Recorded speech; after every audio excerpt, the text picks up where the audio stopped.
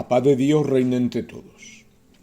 Meditaciones y escritos de Jaume Ribó, apóstol de Cristo. Jesús de nuevo en Galilea, la samaritana, tercera parte. Aquella mujer, oyendo las palabras de Jesús tan maravillosas como divinas que su mente no podía comprender, le dice: yo sé que el Mesías, el que se llama Cristo, está para venir, y cuando venga nos hará saber todas las cosas. Entonces el maestro, mirando a aquel ser con ojos de ternura, repletos de caridad, le dice con palabra segura que penetró en el fondo de aquella alma y que la hizo estremecer con una fuerza incontenible: este soy yo, el que contigo habla. Entonces la samaritana, llena de asombro, quedó invadida su mente con el deseo de notificar a los suyos cuanto le había sucedido, cómo explicarles que el Mesías tan esperado por Israel estaba en Samaria. Mas en aquellos momentos que así discurría, llegaron los discípulos de Jesús, y la mujer, dejando el cántaro allí, corrió hacia la ciudad a informar a las gentes de todo lo que le había acontecido con el hallazgo inesperado de Jesús que en el pozo de Jacob había tenido. Los discípulos,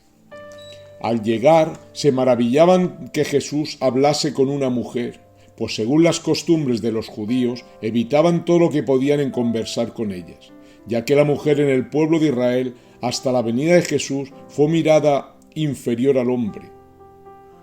sin poseer casi ningún derecho debido a lo que sucedió en Adán y Eva. Por ello, en los ritos que se habían formado, en cierto modo, cortaban la conversación para no ser tentados, solo hablaban con ellas lo imprescindible, donde esas eran las creencias de aquel tiempo respecto a las mujeres bajo la religión mosaica que practicaban. Mas los discípulos, conociendo la sabiduría y virtud como elevación del Maestro, todos temieron preguntar lo que hablaba con ella.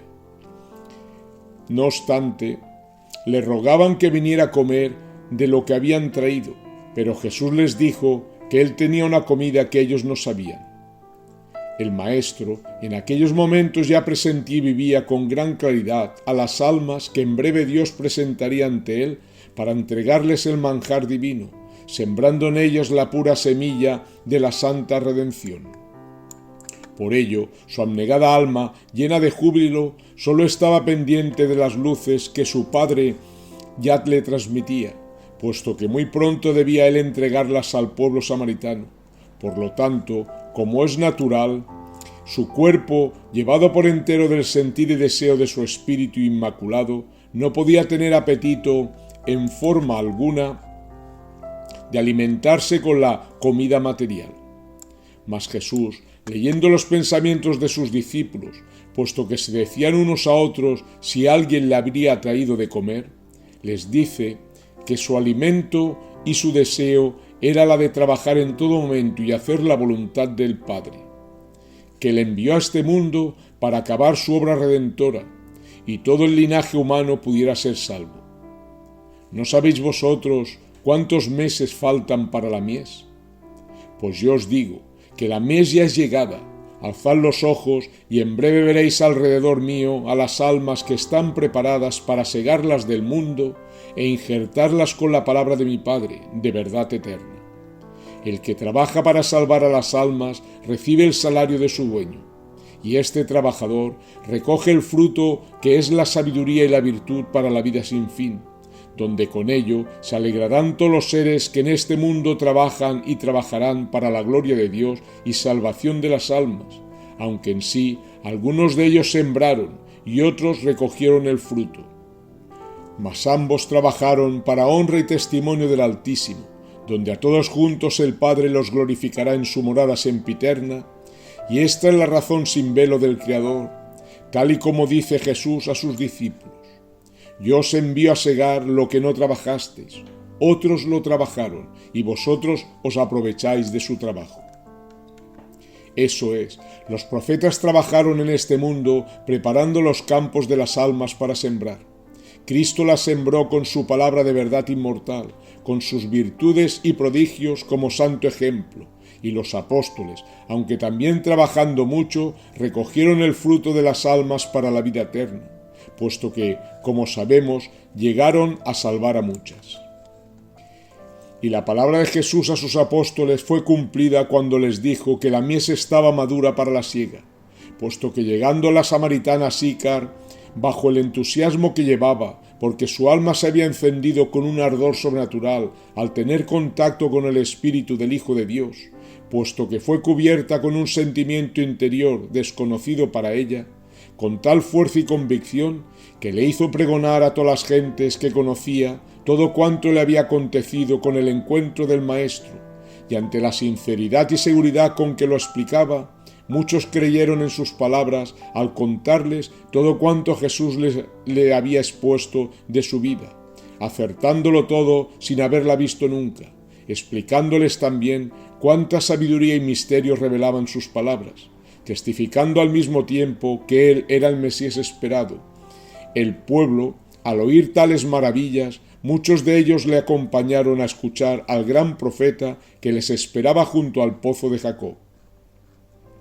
Mas al llegar aquella muchedumbre ante Jesús y escuchar la razón sin velo de su cálida palabra, que penetraba cual espada de dos filos en lo profundo de sus almas, en la que les hacía sentir la llamada de lo alto, que se venían a estremecer y llenar de gozo al mismo tiempo todos aquellos corazones, que atónitos ante las maravillas que oían, pronto reconocieron que aquel ser que tenían delante no era de la tierra, sino que había bajado de las alturas y no podía ser otro que el Mesías, el Salvador del mundo. Y ensimismados, bebían con gran deseo de aquel manantial que brotaba de la boca del Maestro y que saltaba de allá arriba donde nunca se pone el sol, cual cascada luminosa interminable de aguas puras y cristalinas, injertando al que bebía de ellas la salud de la vida sin fin. Por ello los samaritanos, con gran insistencia, rogaron al Salvador que se quedara con ellos, puesto que vislumbraban en él aquellos horizontes insondables de luz y salvación que nunca habían soñado. Y el Maestro bueno, que dio su vida por las ovejas, se quedó 2 días con ellos, instruyéndolos y enseñándoles las buenas nuevas que había bajado de los cielos. Y los hombres decían a la mujer: ya no creemos por lo que tú nos has contado de este profeta. Nosotros hemos visto claramente que la razón y verdad como sabiduría que entrega este hombre no se ha conocido jamás en la tierra, porque sólo el Mesías la puede transmitir. La palabra pura, verdadera e infalible de Dios, no hay nadie en el mundo que la pueda resistir. Todo ser humano, cuando la oye, está obligado a hincar la rodilla ante la razón suprema del Creador para reconocerla y abrazarla, como adorar su poder, su verdad y eterna justicia. Pues nadie con uso de razón jamás podrá, ni aun siquiera con el dedo señalar. El desequilibrio del hombre ante la ley de Dios viene cuando ve la rectitud a seguir y el deber a cumplir que pide a los seres desterrados. Entonces, el ser humano, cargado de miserias e imperfecciones, como invadido por las concupiscencias de este mundo, no es capaz de seguir, debido a su debilidad y falta de voluntad, en abrazar y seguir con seguridad todo cuanto encierra el deber a cumplir de los mandamientos de Dios. Entonces viene el desfallecimiento, apartando de sí aquel fuego que la luz del Espíritu Santo les encendió, los deseos santos de practicarlos mientras escucharan la radiación divina. Y así, por desgracia de la pobre humanidad, ha sucedido a través de todas las generaciones, como sucedió a la mayoría de los samaritanos, que Jesús les salió al encuentro, invitándolos a la eterna salvación de sus almas. Pues Jesús, ante sus ruegos, se quedó 2 días allí para instruirlos lo suficiente para que reconocieran la verdad de su Padre, puesto que aquel que tenía buena voluntad y deseos de amar a Dios sobre todas las cosas, podía haber recogido lo bastante para darse cuenta que si se quería salvar, nunca más se podía apartar de Jesús para cumplir en todo momento sus divinas enseñanzas, puesto que tal doctrina de verdad eterna lo llevaría a puerto de salvación. Mas aquellos desdichados que les gustaba con pasión las cosas de este mundo, sin quererse desprender de lo pecaminoso que perjudica al alma para poder seguir con perfección tras el Maestro, cuánto no tuvieron que lamentar y sufrir por su debilidad,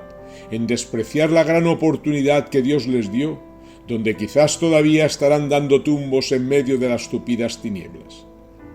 El Divino Maestro, Cumplida su misión en Samaria, de nuevo emprendió su ruta hacia Galilea, trayendo por todas partes que pasaba las buenas nuevas del reino de Dios, que él, con tanta caridad, había bajado de las alturas. Su divino corazón, inflamado por el amor de su Padre, trabajaba sin descanso, en la que venía a traer hacia sí a todos los seres que se cruzaban a su paso. Una sola mirada de sus ojos misericordiosos hacía conmover a cualquier ser que pasaba por su lado, haciéndoles sentir la compunción si algo de pecado llevaban. Recibían la paz si estaban atribulados y se encendían de amor si anidaba rencor dentro de sus corazones. Sus discípulos no cabían de gozo caminando al lado de su Maestro, bajo el influjo divino que a todos envolvía, recibiendo de sus labios enseñanzas tan sublimes que justamente llegaban a vislumbrar. De todo cuanto encontraban en el camino, Jesús les presentaba una lección filosófica para hacerles comprender la realidad de todas las cosas creadas en bien de las almas, en donde todo reflejaba el bien de la mano de Dios en su trabajo inconmensurable, para que todos sus hijos le reconocieran y amaran con el puro y noble amor de su Espíritu. La paz de Dios reina entre todos.